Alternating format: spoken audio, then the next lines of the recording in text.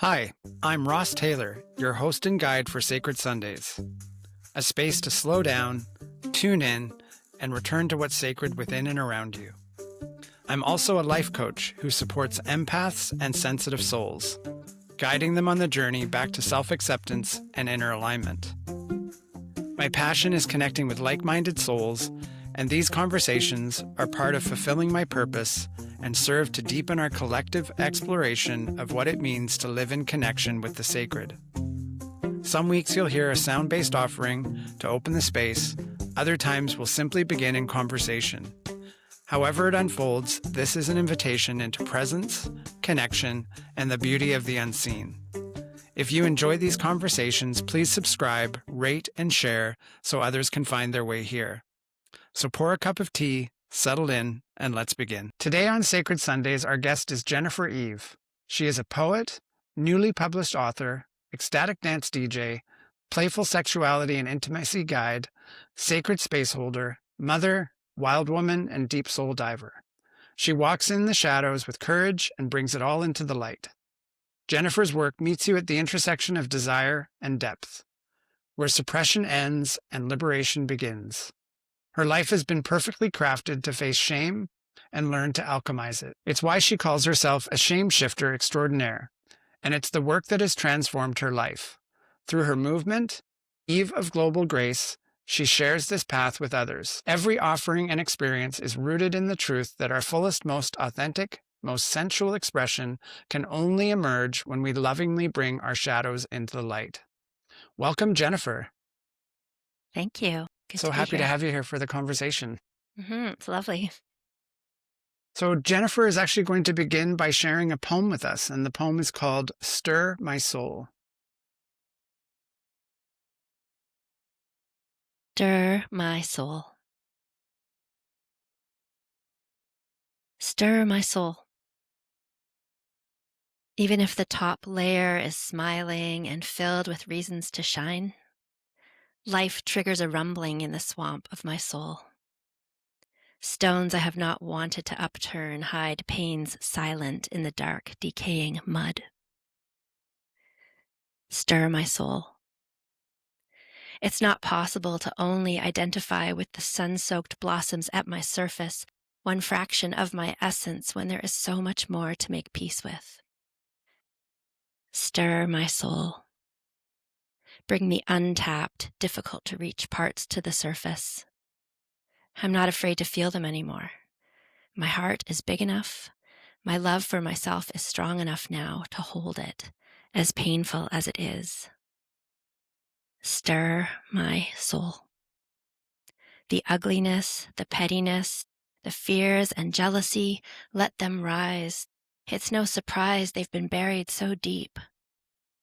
Who would want to admit they are a part of me? Stir my soul. It's fragile. The pull is strong to double down in shame, to shame the shame, causing my darkness to cling even deeper in the crevices, to make it harder to reach.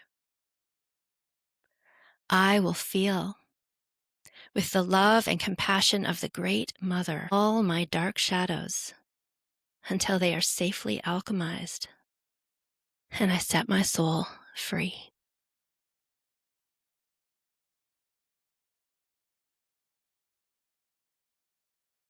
Beautiful. Thank you. Is there anything you would like to say about that poem before I comment? I think that,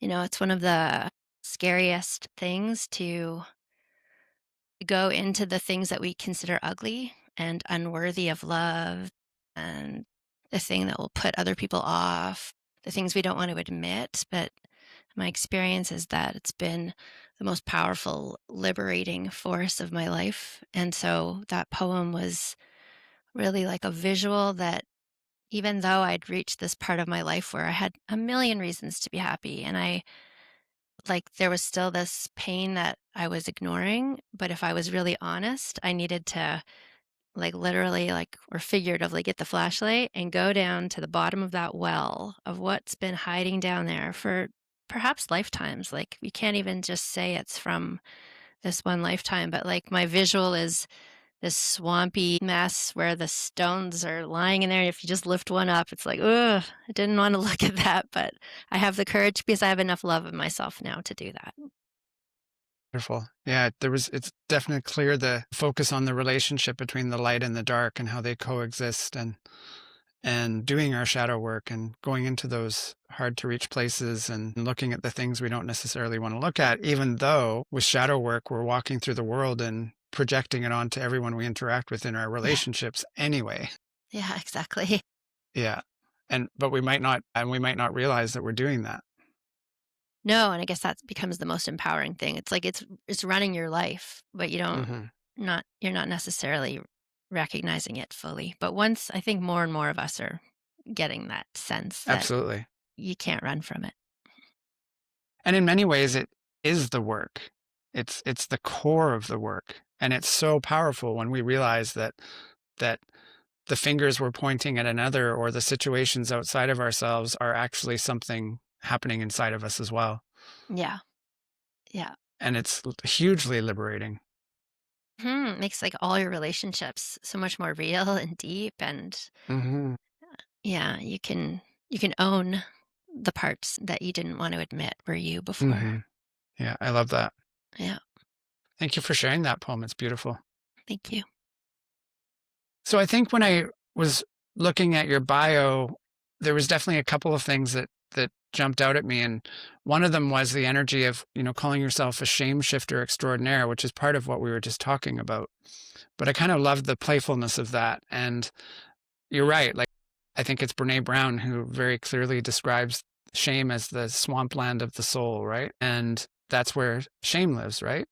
hmm When I think about my own journey in life, I was like 180-degree opposite to who I am now. The word vulnerability was not even in my vocabulary. The word intimacy was not in my vocabulary. I had a very closed heart and didn't want to admit, like, yeah, I lived very closed up, and life crafted the greatest situations to bring the shame out. And I tried to run from it as many times as I could, but I just got it glared back in my face so many times that I think, life does that to you where you're given the same situation enough times that you either stay in the pain and you're like consciously at that point staying in the pain, or it's like, okay, I'm gonna take the lesson and finally shift. And it was for me shame shifting. Like, it was to stop letting the power be in someone else's hands, that they could shame me, that someone else is going to shame me. It's like, and then because I already felt that way about myself,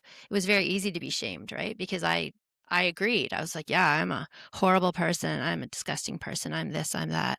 So who am I to argue with that? And then it Hmm. was like this quietest soul whisper in me that started to give me a sense of like, you're worthy. You're worthy no matter what you've done. And that was just like such a tiny voice that I had to start to listen to more than the other voices. And so, yeah, the shame shifting happened organically over time.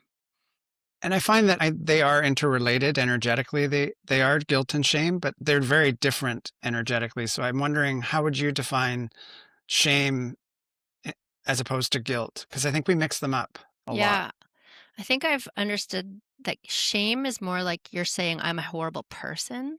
Like, you're taking that incident and you're making it mean something about you as an entire human. And guilt is like you can separate it. Like, yes, I've done something wrong, but it doesn't make me an entirely like despicable human being, So I think that's how it's made sense to me over the last Hmm. while.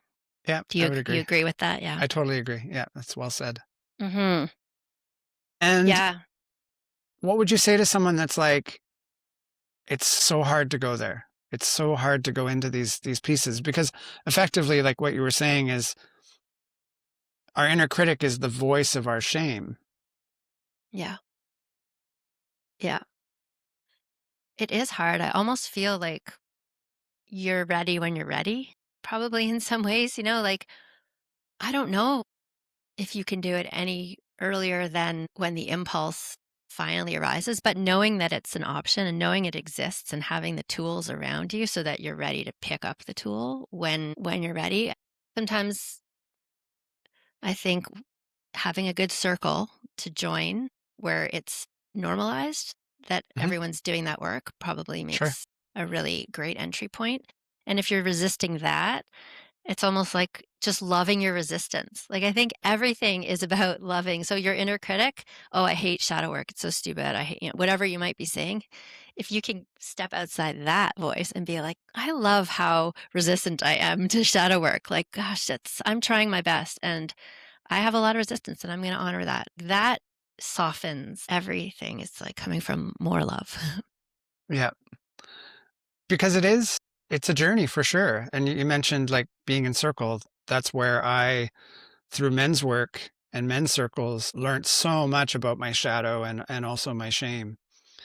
And yet, the other thing I wanted to highlight from what you said is that there's other areas that are really like I think about the relationship between shame and our power and shame and our creativity and how it really suppresses our expression in so many ways. What would you want to say about that? Yeah, that's interesting. For me, I don't even know if I feel that so much. Maybe my message, like, because as a poet, I was able to create from those angry, embarrassed, or ashamed places. So I guess, but that was me. And that's how sometimes artists' biggest creativity is from their pain. So, yeah, that can happen. I think that your creativity and your expression just gets more refined. Like the more work you do, the more wisdom, the more gifts you have to share because you're on the other side of it. But it's nice to be an artist and somebody can relate. Like for me, my poetry book is decades, and I chose to incorporate like a chapter one from my 20s and then a chapter two from my 30s and 40s and a chapter three from my into my 50s now because I think what's almost most valuable is the journey. Like, because I know for someone like me who can be very hard, I can be very hard on myself, and that's why the journey took such a long time for me, probably. If I see someone living their best life now I'm okay with that. But if there was at a time when I was less embodied in my authentic strength, that was very triggering to see Mhm. someone doing the thing, which is obviously part of that shadow work, right? But seeing someone do that thing and not knowing how long it took, what the process was, what their life story was, and how they got through it is hard. I like to see the whole story so that I can say, Mhm. oh, I could do that too, because look how hard their life was, and look at the resistance, and look at the negative talk they had, or whatever. So I think the fact that I have the is in there when I was legitimately like stuck in it, writing about the pain, and then seeing how it's such a process to unfold. And for me, it was a lifetime. Mhm. And for some of us, we may feel like late bloomers, but it literally is the experience that we're going through that informs everything that we bring out into the world. So it's both are valuable and other people don't have to go through that experience. It's true. Yeah. Yeah. Late bloomer has been a big piece for me because, like, in some ways, I was maybe 46 or 47 when I left like a very toxic, abusive relationship that I stayed in for 20 ish years. And so my first take on it was disappointment. Like, why did it take me so long? And now I'm this age and now I have to, and I was upset with myself in some ways, even though I was starting to cultivate like the practice of more love and understanding and compassion. And then I was blessed with like a human design reading. And, there's something very soothing when you're told, this is your timeline. You're one of those people that comes off the roof literally and typically finds your love and your soulmate at 48 or 50. And that was exactly my timeline. And it was like that took the weight off the judgment Mhm. and gave me permission to be on my timeline.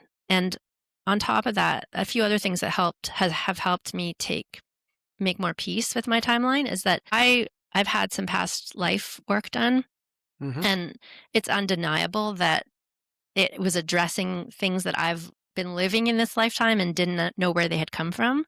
Mhm. So it was very easy for me after that, one of the readings, to say, this is not me bushwhacking through one lifetime of Mhm. difficulties. This is lifetime. So give yourself some bleeping credit and time and honor that this is lifetimes of a victim mentality that takes time to overcome. So that was a real blessing. And I also love being in my 50s. I've had other beautiful like light worker, spirit workers saying, when we arrived in the early 70s, like it was a very different world and we were raised in a very different way. And so in some ways we were literally bushwhacking. So Mhm. to be standing where I am now and saying, "Oh, it took me 30 years to realize what maybe a 30-year-old is understanding," that's just the way of the evolution of this divine feminine rising and it being an inkling of an idea 30 years ago and now it being a conversation. Absolutely. I was laughing because when I was saying late bloomers, I was speaking about human design without naming human design Nice. because I'm a 6'2" profile as well, and so I was, like, picking up on that, I guess, because that's the journey we go through, right? We go through those 3 phases that line up with our Saturn return, and I can relate. When I hit 50, it was like it just made so much sense. I could Yeah. feel myself stepping into that wisdom phase, and I'm still going through stuff, like, I'm still learning, and like you mentioned, Yeah. our past life stuff, I had a reading last week that revealed a bunch of stuff, and I was like, "Oh my gosh," like, and I was aware of it, I could feel this undercurrent that's been working under the surface, and to have that message, it was just like, "Oh, okay, this is why. Now it makes sense why there's so much resistance underneath." Yeah, it's amazing. So I'm exactly a 6'2" as well. That's funny. Mhm. Yeah, that past life thing, like when you think you're like I had relationship struggles, like deep, ugly relationship struggles that I couldn't make sense of in this lifetime. And when they connected the dots to another, it like again lifted off all this pressure. Yeah, amazing. And it's hard to go through those things because ultimately we're wired for connection, we're wired to be in partnership in some way. And then when we I can speak from my own experience when I've been in those situations in relationships that are very hard. And I hear this story a lot, like what you said, I hear that a lot. And it's sad, right? To spend that much time. We lose ourselves completely. I'm blessed that I had shorter experiences like that, not the longer ones, but they still erode your sense of knowing who you are to the point of having to rebuild from scratch a lot of the time. And then of course the shame that comes from how did I allow myself to be in that situation? I mean, I was in a situation where I left, I think 4 or 5 times and went back, went back, went back. And I was like, afterwards, I was like, why did I do that? Like one time I actually left the island because I was on the island at that point and I still came back. Yeah, it's Uh, fascinating.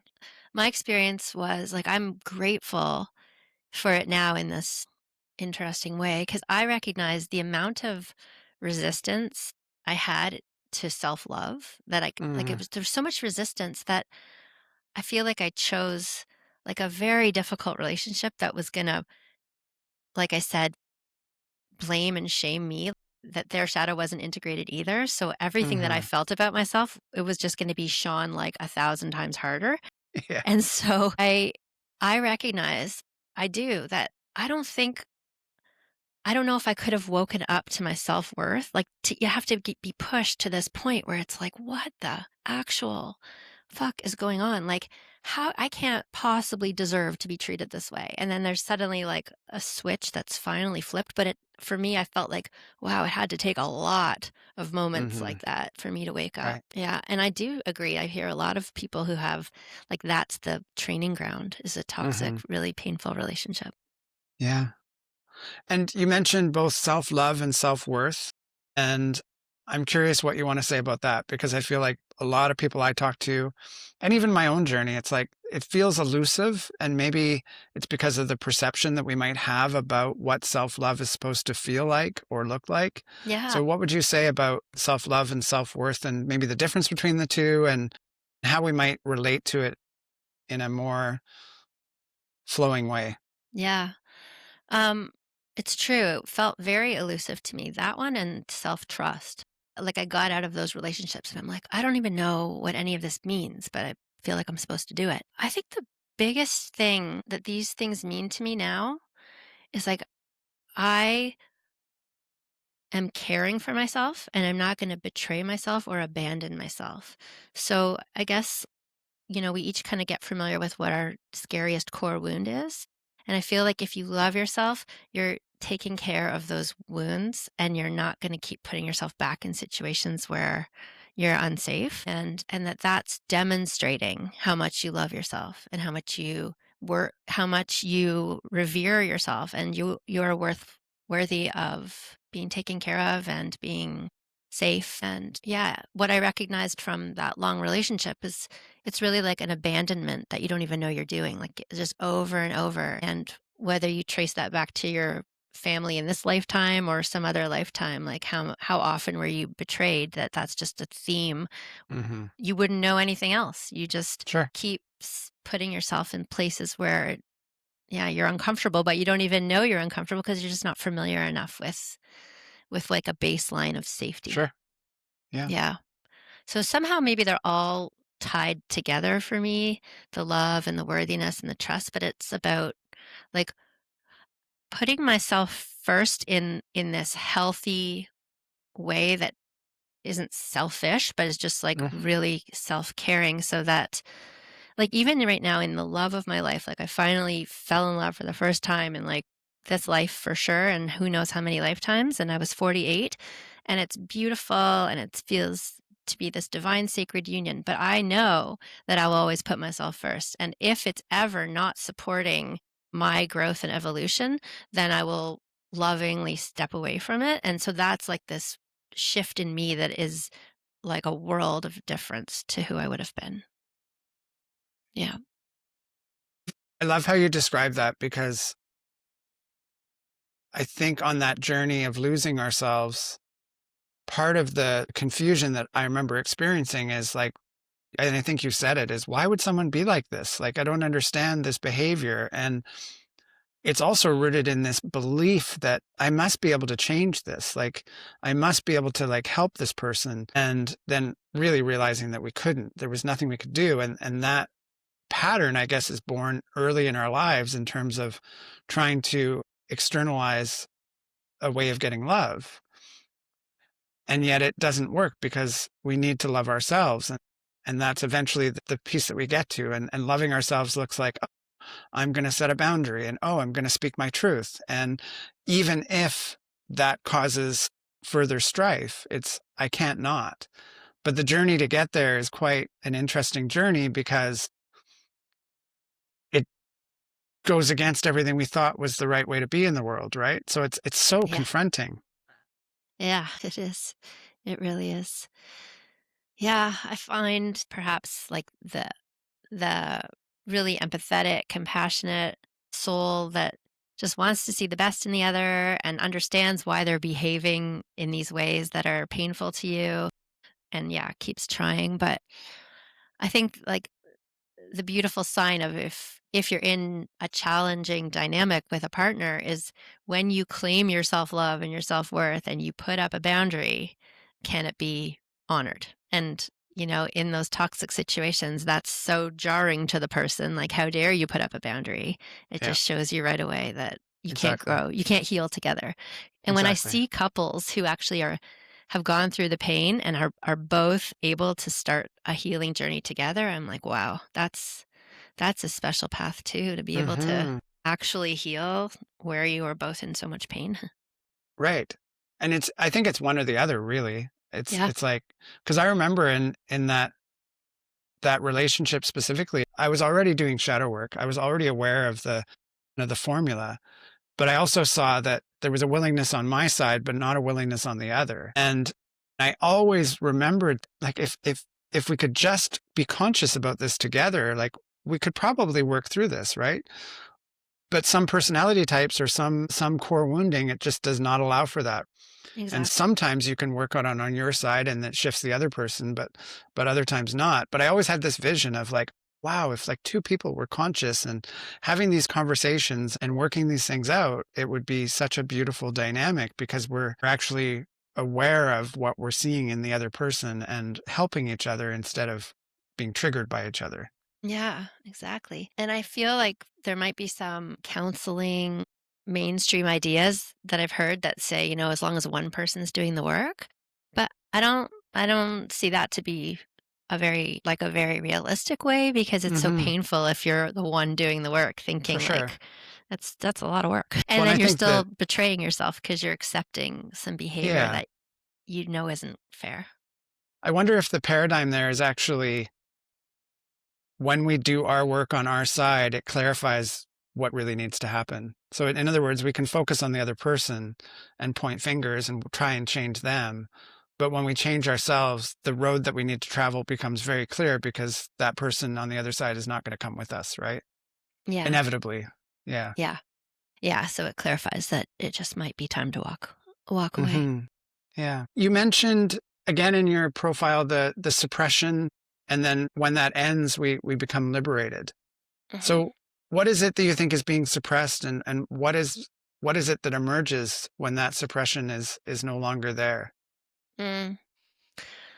I think we're suppressing like there's so many different things and I guess everybody has their specifics in their own story, but you're suppressing all the things you think are unworthy and unlovable and shameful or like even for an example, I guess for me, I like the sisterhood wound. Let's use that as an example. I've had that my whole life, like this really painful, like jarring feeling. And for so long, it was such a like, I felt ashamed that I would feel that because intellectually, I know it's unfair, it's untrue, and we're all doing our best or whatever.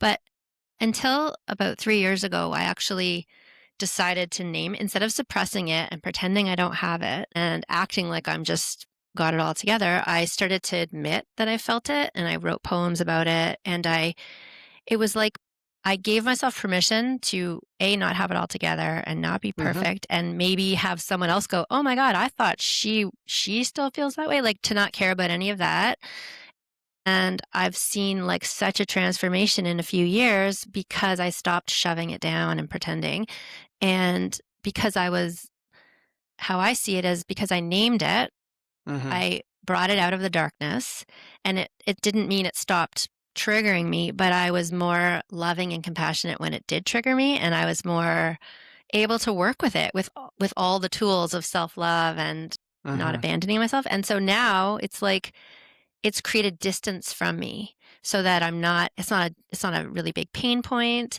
and if it Mhm. is, I've learned all these wonderful lessons because I chose to name it, and what I've learned is that for me, if that is a trigger, it's because I've fallen out of my center. I've fallen out of loving my own authentic, unique expression, and I'm feeling like I'm just a nobody. So then, of course, when someone else is shining their light, it triggers me because I'm not shining mine. Those were all so to me, that's and then, of course, it's liberation because I'm no longer pretending anything or shoving it down, and now that I've named it, if it comes up and I feel it, I'm not ashamed that Mhm. I feel it, I'm not embarrassed, it's part of life. It's things like that to me that I've just gone in and started naming them and bringing them up into the light, and as long as they're not shoved down, they're not doing the same damage that they were doing for me when they were unconscious. Absolutely. You're making me think of my connection with men's work and how long it took me to trust the men even.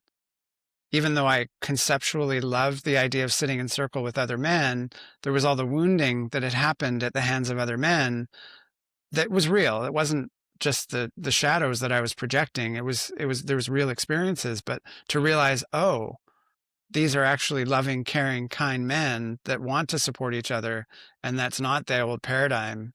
I mean, it's so healing, right? Like, I think for me, it's been about 14 years of sitting in circles, and it continues to blow my mind, like the things that are possible when we let go of those old shadows and pain bodies, right?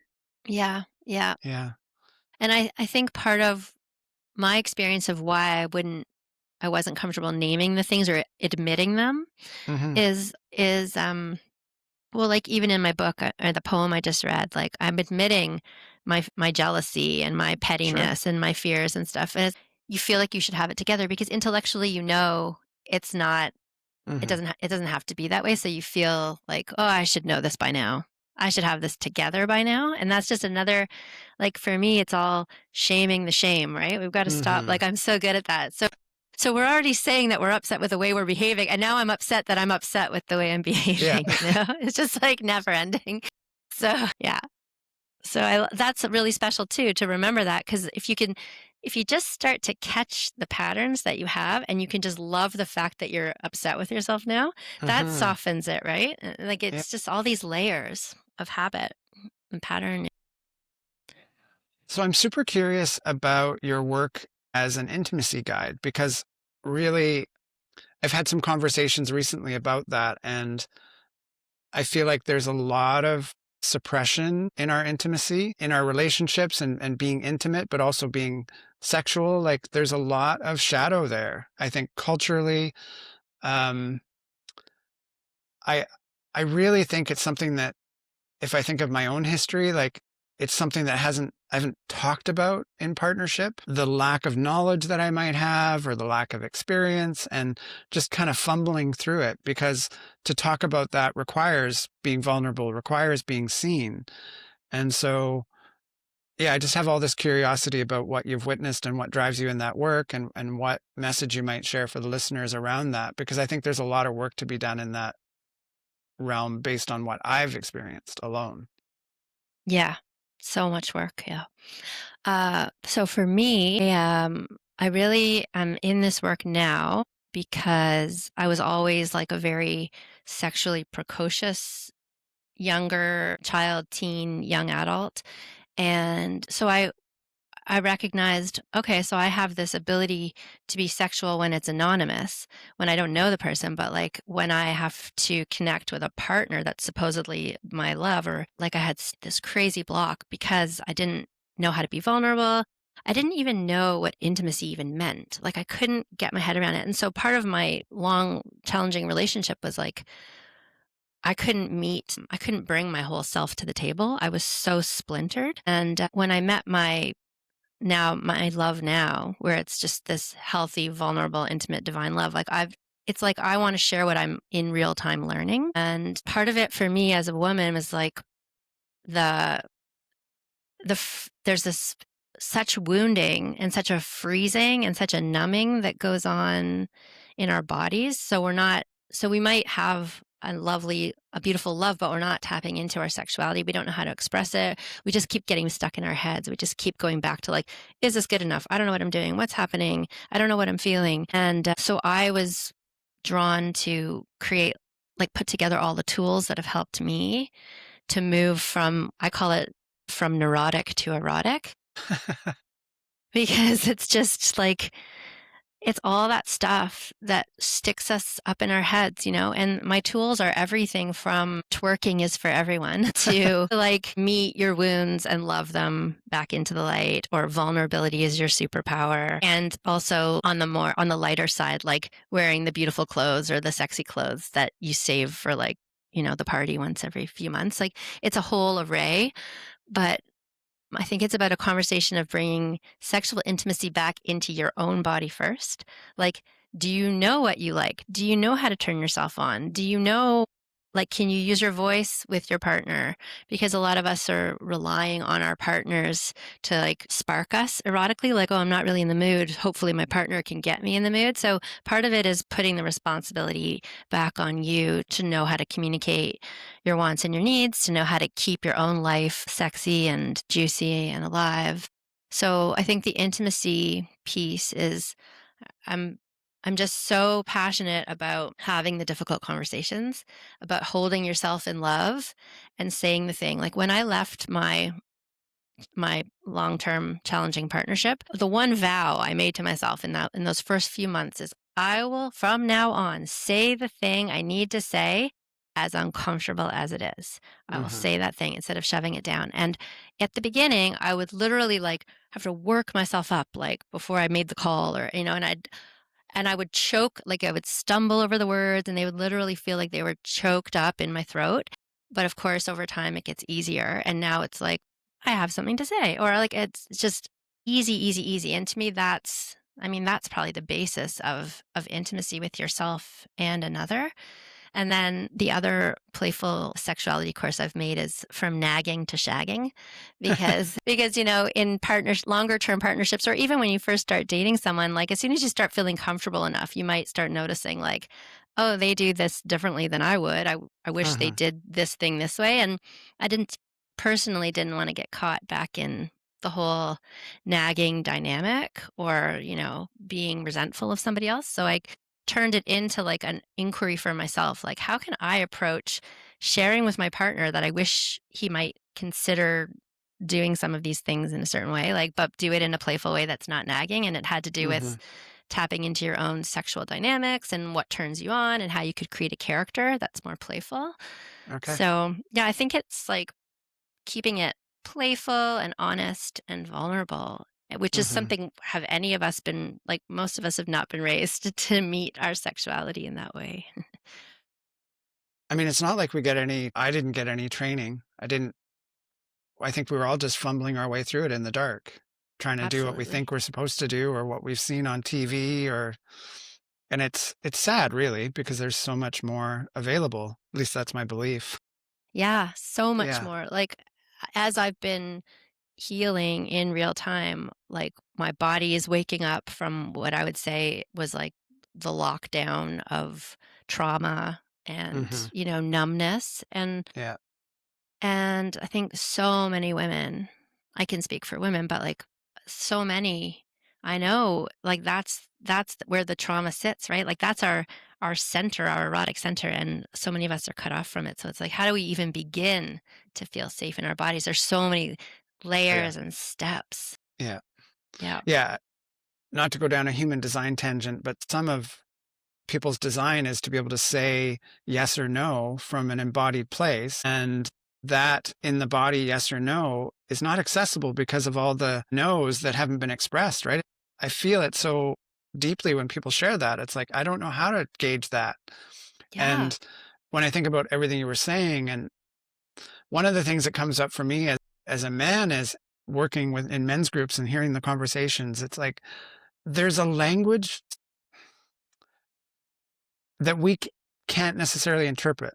Like when our partner says, "I'd like you to initiate," we might not know what to do with that or to understand what that really means. Like to understand that what you're saying is you're tired of holding the energy of taking action and you'd like to be more in your flow and you would like me to hold that energy. Okay, because you're exhausted from being the one to initiate. Not many of us know that language or understand what's being said. So that the nagging to shagging, I think is so brilliant because that's what you're talking about, I believe. Mm. Yeah, because I think, yes, language, you think you're communicating something. Yeah. But it's like because I know that many times, like, my partner doesn't mind if I share this, but, like, he keeps his home in a very different way than I would, and it's a very, very chaotic, kinda messy place for me, and Hmm. I would, at the beginning, not wanna ruffle feathers and not wanna say anything, but over time, I was like, "Okay, I care enough about myself, and we're close enough that I could start to Hmm. just mention things," but I could see it wasn't computing, like, that it was affecting me in a certain way. So, because I didn't want to get into that dynamic, I thought, okay, well, I've wanted to explore like a more dominant position in our sexuality, which is not my go-to way to be. So Okay. what if I give myself this like challenge and because I know also if you pay attention to your dynamics with your partner, you get a sense of like, well, what does your partner find sexy or juicy that maybe triggers you because you're not really doing that or something? Like there's a lot of gold in what you could discover Hmm. in the dynamics when you investigate. So I took on the challenge to create a character where I could be more dominant. And so instead of coming into the house and going, oh my God, you didn't do the dishes. This place is disgusting. Like I'm so sick. And then I'm Hmm. feeling crappy too. I would just like have a certain costume or dress up and like be able to say it in a way that was very sexy, but I was actually still saying the same thing, but it was so satisfying. And he's like, "Oh, like that was hot too, right?" And then he's doing the dishes. So, and I have a disclaimer in the course. I'm saying it's not guaranteed that your partner will change, but it gives, Sure. at the very least, it gave me, and I would give someone else, a place to diffuse some of that Mhm. pressure, right? Where you're Yeah, just, for because sure. you turn it into something playful, and Mhm. then often things can shift because th- a lot of times, I know for me in my challenging relationship, I was on the receiving end of a lot of nagging. Sure. So, Sure. what do? You shut down. You're like, oh, I'm not good enough. I'm never going to be good enough. And why do I want to Mhm. change now because someone's yelling at me about it? Like, that doesn't help you change. So, that was another piece I had, which was like, you only want to change if you're feeling like a lot of love and support, Mhm. and your life isn't riding on it. Like, your relationship's not going to end if you don't change. Those are really uncomfortable things to try to Mhm. put into a relationship. And playful energy cuts through so much, right? Like it's such a it's almost a superpower in and of itself. When we can play, Yeah. it just lightens things up. Yes. And you're also reminding me of the complexities of what's actually going on in relationship, right? I mean, I think of a situation similar to what you're describing where for years my mental health was contingent upon having a clean kitchen. Like for me, it was like, oh, if I start the day and I walk into a clean kitchen, that means I'm going to make a healthy breakfast for myself. All of these things are really helpful to my way of being in the world. And I got confronted with someone who was not that. And what I didn't realize was that the not that was a byproduct of of a not good relationship that created that. Let's put it that way. And Mm, so all of a sudden, when I was pushing for things that helped my mental health, I actually became the perpetrator and didn't realize it. right. Like I became the reflection of that old behavior that this person was used to. Yeah. And that became another layer of a problem that didn't reveal itself early enough. Let's put it that way. And then all of a sudden I was like, if I had known that, like I would have been more understanding. I would have been more compassionate. At least I'd like to believe I would have Yeah. been, but Yeah. it wasn't like we were fighting over it anyway. For me, it was just really hard to be in that situation. So Mhm. there's so much going on that we don't, if it's invisible, we can't shift or we can't Yeah. acknowledge. Yeah, exactly. Yeah, I can see that for sure. Like, when you're trying to communicate the thing, if you don't know what the deeper issues are or triggers from your partner, like that, Hmm. it's speaking like an entirely different language to that person that's triggering Hmm. some old wounding. The other piece that I appreciate about, like, From Nagging to Shagging or something along those lines, is it brings this playfulness that you're mentioning, but like, we lost the innocence of sexuality. We Hmm. lost the playfulness. Like, I know I did for a really long time. Hmm. And when I think back to like children and childhood that's playful, when we get to adults, like, and we're trying to explore sexuality, there is a space where it's supposed to be play. Like, we call them toys. We call them like playrooms. Hmm. Like, there's a space where a lot of us lost because of shame and because of not being guided well as children. We lost the playfulness. So now it's like we get to bring it back, and there's a level of innocence, and Hmm. it's like, yeah, really healing. And then there's the deeper layers. Like on my own journey, I experienced sexual abuse, and that has an impact as well. That creates a whole narrative and a whole belief system. And I think there's so many of us that have our own version of that story that so there's all of that underneath as well. It's just it's so Yeah. Yeah. complex, right? So as an intimacy guide, I imagine you're helping to unravel so much of that and create Mhm. safety and playfulness so that Yeah. the true essences can emerge. Yeah. Yeah. Safety is like the key foundation, right? Like, because so many of us have come from that type of trauma and abuse, or our whole culture is traumatic sexually, Yeah. like the messages we're sending men or women or porn or whatever it is, it's all very traumatic. And but to know, yeah, to be able to speak and own the trauma for yourself, and then to find the safety, like to create the safety, and to create it with a partner, is the Hmm. beginning, because nothing can come. Like, I didn't, again, because of what I was coming from, I didn't understand safety until I felt it. And then I was like, Hmm. wow, yeah, like that's everything. That's the key Yeah. to everything. Because then you can unfold and blossom and bloom and feel and make mistakes and say silly Hmm. things or be awkward or be whatever you need to be.